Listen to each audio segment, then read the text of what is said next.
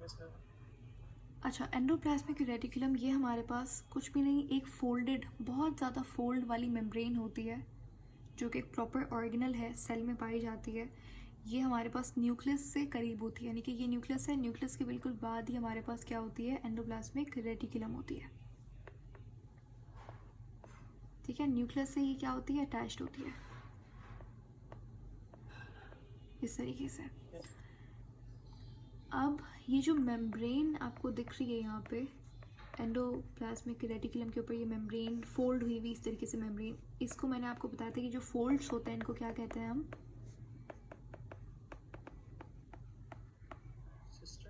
Cisternae कहता है।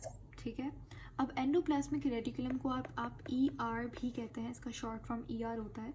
और एंडोप्लाज्मिक रेटिकुलम हमारे पास दो तरीके की होती है, एक होती है smooth endoplasmic reticulum S E are, और एक होती है कौन सी, RER. R E R. ठीक है, स्मूथ एंडोप्लाज्मिक रेटिकुलम इसलिए कहते हैं, नाम से पता लग रहा है ये स्मूथ, इसका सरफेस क्या होता है, स्मूथ होता है।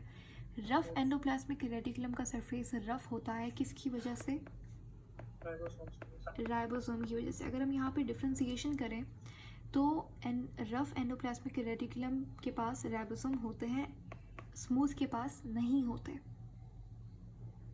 ठीक है, Yes, ma'am. Smooth endoplasmic reticulum का मेन काम क्या होता है, किसकी स्टोरेज करना, ये मैंने आपको बताया था, कैल्शियम आयंस की जो स्टोरेज होती है वो स्मूथ एंडोप्लाज्मिक रेटिकुलम करता है। इसीलिए जैसे सब सारी चीज़ें मैंने बहुत बार पहले मेंशन की हैं। एग्जैक्टली, तो मसल कॉन्ट्रैक्शन के अंदर हमें पता है कैल्शियम आयन की रिक्वायरमेंट होती है। Yes, ma'am. तो इसीलिए अब क्योंकि स्मूथ एंडोप्लाज्मिक रेटिकुलम क्या कर रही है, स्टोरेज ऑफ कैल्शियम कर रही है, तो इसलिए जो मसल फाइबर्स होते हैं, जो मसल सेल्स होते हैं, उनकी जो एस होती है वो क्या होती है, एडवांस्ड होगी, या फिर बल्कि और भी थोड़ी कम डेवलप्ड होती है। Advance हो गया होगा.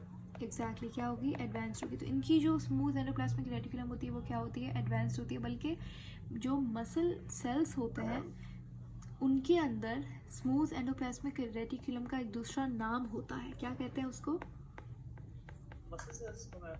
मसल सेल्स के अंदर जो एस ई आर होती है उसका दूसरा नाम होता है, यानी कि S E R in muscle cells is called as, Sarcoplasmic. Yes, sarcoplasmic reticulum. Sarco word होता है मसल से रिलेटेड, प्लाज्मिक रेटिकुलम तो ये वैसे ही है। ठीक है, आपने सुना होगा सार्कोमेयर, सार्को वर्ड मसल के लिए इस्तेमाल किया जाता है। सार्कोमेयर क्या होती है, जो सेल मेम्ब्रेन होती है ना मसल सेल्स की, उसे सार्कोमेयर कहता है।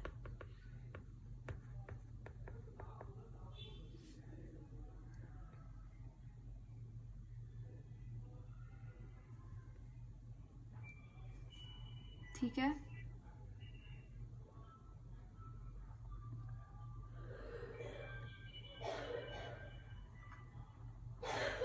अच्छा, अब हमारे पास जैसे मसल सेल्स के अंदर जो स्मूथ एंडोप्लाज्मिक रेटिकुलम होती है वो एडवांस्ड होती है, वो क्या कहलाती है, Sarcoplasmic. सार्कोप्लाज्मिक रेटिकुलम कहते हैं हम लोग उसे। ठीक है, तो इसी तरीके से जो हमारे पास न्यूरॉन्स होते हैं, ठीक है, जो न्यूरॉन्स होते हैं, न्यूरॉन्स किसे कहते हैं,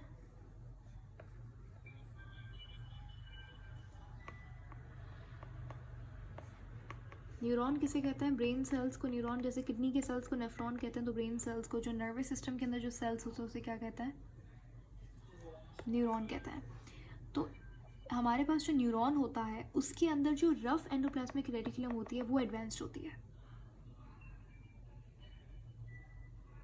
ठीक है, और यहाँ पर न्यूरॉन में हमारे पास, जैसे यहाँ पर क्या था, स्मूथ एंडोप्लाज्मिक रेटिकुलम एडवांस थी तो उसका दूसरा नाम था sarcoplasmic reticulum. Yes, ma'am. Neurons के अंदर जो रफ एंडोप्लाज्मिक रेटिकुलम होती है वो एडवांस्ड होती है, क्योंकि न्यूरॉन को प्रोटीन की ज़रूरत होती है, इसको प्रोटीन की ज़रूरत होती है। तो प्रोटीन कहाँ से बनता है, राइबोसोम से, और राइबोसोम कहाँ पे होता है, आर ई आर के पास। अब जो न्यूरॉन के अंदर जो राइबोसोम है, उसको हम क्या कहते हैं, उसका नाम आपको याद रखना है, नेजल्स ग्रेन्यूल। इसकी स्पेलिंग चेक कर लीजिएगा, नेजल्स ग्रेन्यूल कहते हैं इसे।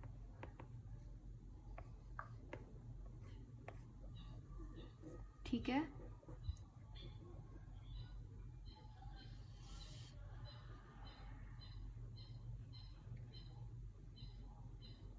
नेसल्स ग्रेन्यूल।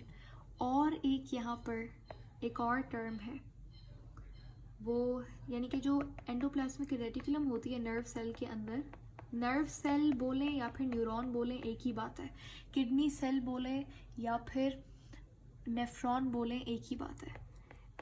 अब जैसे कि ribosome in neuron is called as,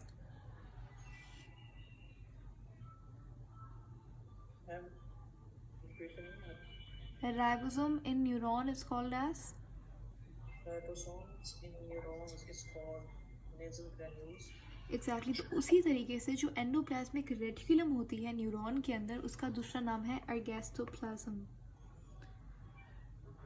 plasm या फिर स्ट्रोमा, अर्गेस्टोप्लाज्म है, अर्गेस्टोप्लाज्म।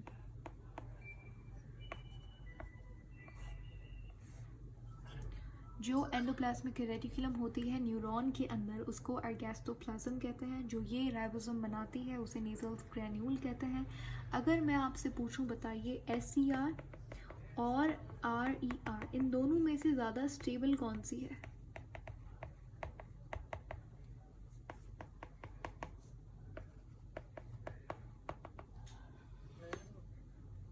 और ये वेरी गुड। तो RER हमारे पास क्या होती है, ज़्यादा स्टेबल होती है। ठीक है, एक और चीज़ आपने याद रखनी है कि SCR के बहुत सारे और भी काम होते हैं। ये जस्ट मैंने आपको मेन बता दिया कि ये स्टोरेज करता है कैल्शियम आयन की। इसके अलावा ये डिटॉक्सिफिकेशन में भी काम आती है SCR। ठीक है, अब खुद यस SCR, अब खुद चीज़ों को कनेक्ट करें, डॉट्स को कनेक्ट करें। अब आपको पता है कि कौन सा ऑर्गन हमारी बॉडी के अंदर डिटॉक्सिफिकेशन करता है? लिवर करता है। ठीक है, लिवर डिटॉक्सिफाई करता है, फिर वो किडनी में भेजता है, तो वो बॉडी फिर यूरिन के थ्रू आपकी बॉडी से वो केमिकल्स बाहर निकलता है। तो बेसिकली डिटॉक्सिफिकेशन काम मेनली किसका होता है? लिवर का होता है। तो अब आप मुझे बताइए कि जो लिवर की SCR होगी वो एडवांस्ड होगी या फिर नहीं? एग्जैक्टली, वो एडवांस्ड होगी। ठीक है, तो SCR क्या करता है? स्टोरेज करवाता है कैल्शियम आयन की, ट्रांसमिशन कैल्शियम आयन्स की करवाता है, मसल कॉन्ट्रैक्शन में हेल्प करवाता है। अच्छा, जो ये कैल्शियम रिक्वायर्ड होता है ना सिर्फ मसल कॉन्ट्रैक्शन में होता है, ये ये आपके न्यूरॉन में भी हेल्प करवाता है। आपने इम्पल्स का नाम सुना है? इम्पल्स क्या होता है?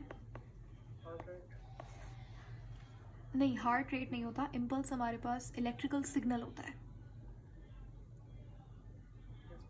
ठीक है, हार्ट रेट तो फिर थोड़ा सा उससे मुख्तलिफ चीज़ है। इम्पल्स हमारे पास इलेक्ट्रिकल एक्टिविटी जो होती है, या फिर आप बोलें कि जो एक न्यूरॉन से दूसरे न्यूरॉन तक सिग्नल जाने का जो एक्टिविटी होती है, इलेक्ट्रिकल एक्टिविटी होती है, उसको इम्पल्स कहते हैं। अब इम्पल्स के लिए, इम्पल्स जनरेट करने के लिए एक न्यूरॉन से दूसरे न्यूरॉन तक सिग्नल लेके जाने के लिए आपको पता है किसकी ज़रूरत होती है? कैल्शियम आयन की ज़रूरत होती है।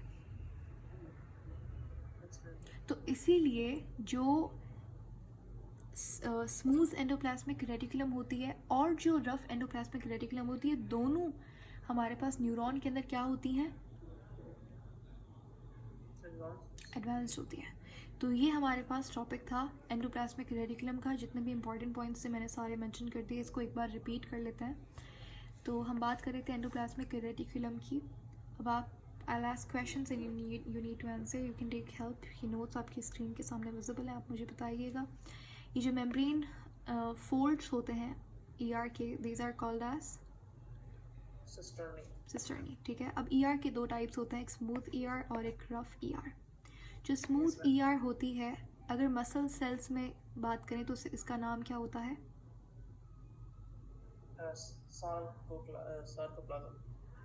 Sarcoplasmic reticulum. देखिए, नाम सेम ही है, स्मूथ एंडोप्लाज्मिक रेटिकुलम। मैंने क्या किया, जस्ट प्लाज्मिक रेटिकुलम बिल्कुल सेम है, लेकिन क्योंकि मसल के अंदर है और मसल मैंने आपको बताया कि जहाँ पे भी वर्ड सार्को आ जाए यानी कि मसल की बात हो रही है, तो अगर स्मूथ एंडोप्लाज्मिक रेटिकुलम मसल के अंदर है तो वो क्या कहलाएगी? Sarcoplasmic reticulum. Yes, ma'am. अगर आपसे पूछा जाए कि जो रफ एंडोप्लाज्मिक रेटिकुलम है और जो स्मूथ एंडोप्लाज्मिक रेटिकुलम है, दोनों एडवांस होती है न्यूरॉन के अंदर, और इन दोनों को हम लोग यानी कि ER in neuron is called as ER in neuron is called argestoplasma. Yes अर्गेस्टोप्लाज्म।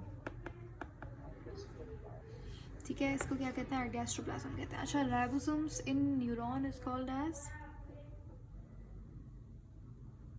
Argestoplasm.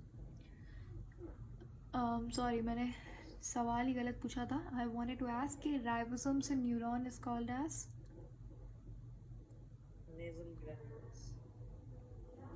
Exactly nasal granule कहते हैं हम लोग इसे। और अगर हम स्टेबिलिटी की बात करें तो हमारे पास जो रफ एंडोप्लाज्मिक रेटिकुलम होती है वो ज़्यादा स्टेबल होती है। Yes. तो यहाँ पर हमारा टॉपिक ख़त्म होता है। तो फंक्शन समझ आ गए, फंक्शन क्या होता है, मुख्तलिफ होते हैं। RER का फंक्शन प्रोटीन बनाना है। स्मूथ एंडोप्लाज्मिक का फंक्शन क्या है? Store of calcium ions. Calcium ions, not potassium ions. मैंने कैल्शियम बोला. ओके माय बैड, सॉरी, बिल्कुल कैल्शियम आयंस ही होंगे। और दूसरा इसका फंक्शन क्या है?